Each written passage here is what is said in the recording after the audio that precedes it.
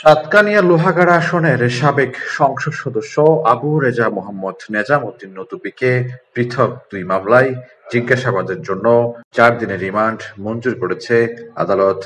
এছাড়া আরেকটি হত্যা মামলায় তাকে শুনানি দেখানো হয়েছে। ২৬ জানুয়ারি রবিবার সকালে চট্টগ্রাম মেট্রোপলিটন ম্যাজিস্ট্রেট আদালতে পৃথক দুই বিচারক এই আদেশ দেন।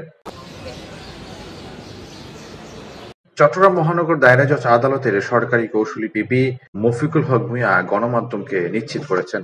তিনি বলেন, রবিবার সকালে কঠোর নিরাপত্তার মধ্য দিয়ে সাবেক সংসদ সদস্য নদবিকে আদালতে হাজির করা হয়।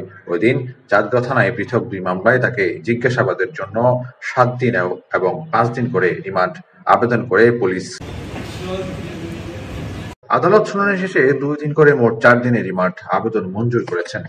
এছাড়া নগরের সদরঘাট থানায় আরেকটি হত্যা মামলায় পুলিশের আবেদনের প্রেক্ষিতে তাকে গ্রেফতার দেখানোর আদেশ দিয়েছে আদালত। আদালত সূত্রে জানা যায়, ওই দিন সকাল ৯:৩০টার দিকে কড়া নিরাপত্তায় চট্টগ্রাম জেলা কারাগার থেকে আবু রেজা মোহাম্মদ নেজামউদ্দিন নতুবিকে আদালতে নিয়ে আসা হয়।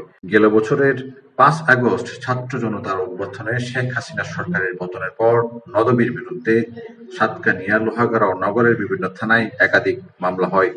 দীর্ঘদিন পলাতক থাকার পর ঢাকায় গত ১৫ ডিসেম্বর গ্রেফতার হন তিনি।